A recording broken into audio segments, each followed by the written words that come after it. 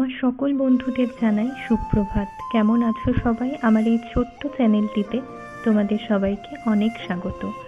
এখন ওই 7টা থেকে 7:30 বাজে, আর আজকে বৃহস্পতিবারে প্রচুর কাজ থাকে সকাল থেকে।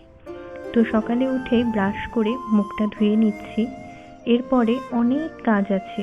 আর আমি সকালে উঠেই বাসি জামা কাপড়টা ছেড়ে নিয়েছি। বাসি জামা কাপড় পরে কখনোই আমি সংসারের কাজ করি না। দেখো, আমি ঘরটা ভালো করে ঝাড় দিয়ে নিচ্ছি, আর এরপর আমি একটু গরম জল করে নেব। গরম জল খাওয়ার দুটো কারণ। আসলে একজন আমাকে বলেছিলেন যে গরম জল খেলে নাকি ঠান্ডার সমস্যা কমে যায়, আর আমার প্রচণ্ড ঠান্ডার সমস্যা আছে, তাই রোজ সকালে 1 গ্লাস গরম জল আমি খাই।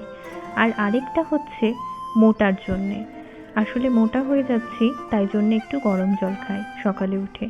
আর এই যে এখানে একটু ছোলা বাদাম ভিজিয়ে নিয়েছিলাম।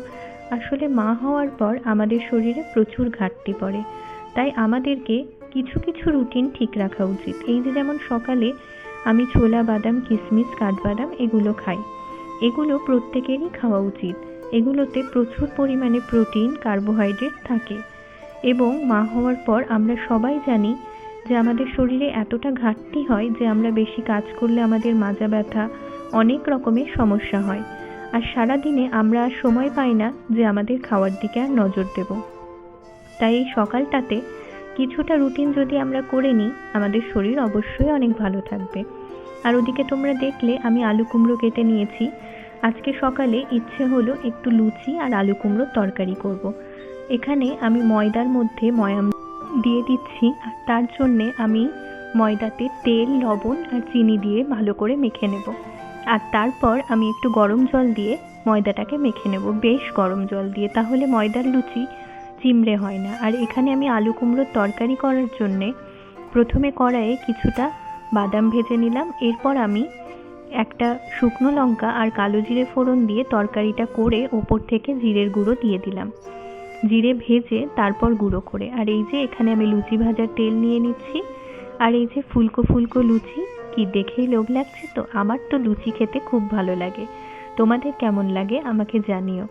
আর এই যে আমার লুচি ভাজাও প্রায় কমপ্লিট। এরপর আমি চলে যাব ঘর মুছতে। তো এখানে আমি বেশ কতগুলো লুচি ভেজে নিলাম, আর এরপর আমি ঘর মুছে নেব। ঘর মোছাটা আমি তোমাদেরকে দেখাচ্ছি না।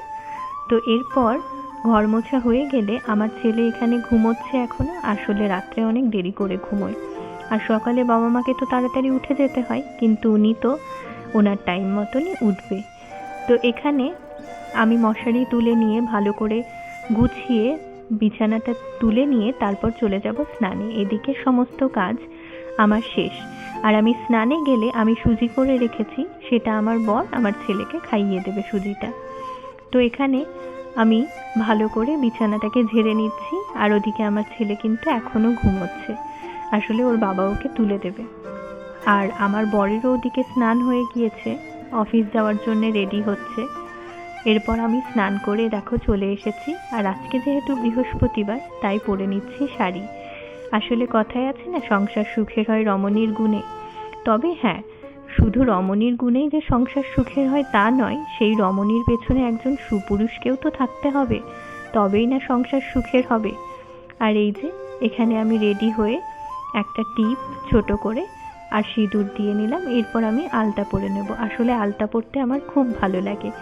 ছোটবেলায় যখন মা আলতা পরতো, কি সুন্দর মায়ের পাশে বসে দেখতাম আর বলতাম যে আমাকেও পরিয়ে দাও। এই যে এখানে আমি একটু কাজল দিয়ে নিলাম। আসলে শাড়ি পরেছি, একটু সাজগোজ না করলে হয়।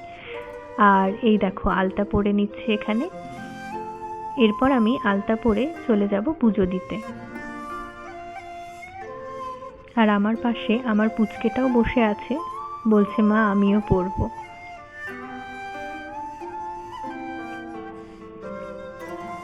এই যে দেখো আমার আলতা পরা হয়ে গিয়েছে।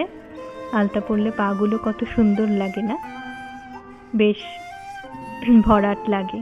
আর এই যে এখানে আমি পুজো দিতে চলে এসেছি। প্রথমেই আমি ঘটে একটু সিঁদুর, পানে সিঁদুর, তারপর সব লাগিয়ে নিয়ে, আসলে আজকে আমি তোমাদেরকে পুরো পুজোটা দেখাতে পারবো না, আমার অনেকটাই দেরি হয়ে গিয়েছে, আর ভিডিওটাও অনেক বড় হয়ে যাবে। আমি ঠাকুরগুলোকে আগেই সাজিয়ে গুছিয়ে নিয়েছি। আর এখানে আমি দেখো একটু ধান দুব্বো দিয়ে ঘরটা বসিয়ে নিলাম। আর এই যে বৃহস্পতিবারে আলপনা, আমি সেরকম আলপনা দিতে পারি না। আর এই দেখো আমার ঠাকুর ঘরে আমার সব ঠাকুর তো বেশ সুন্দরভাবে সেজে উঠেছেন।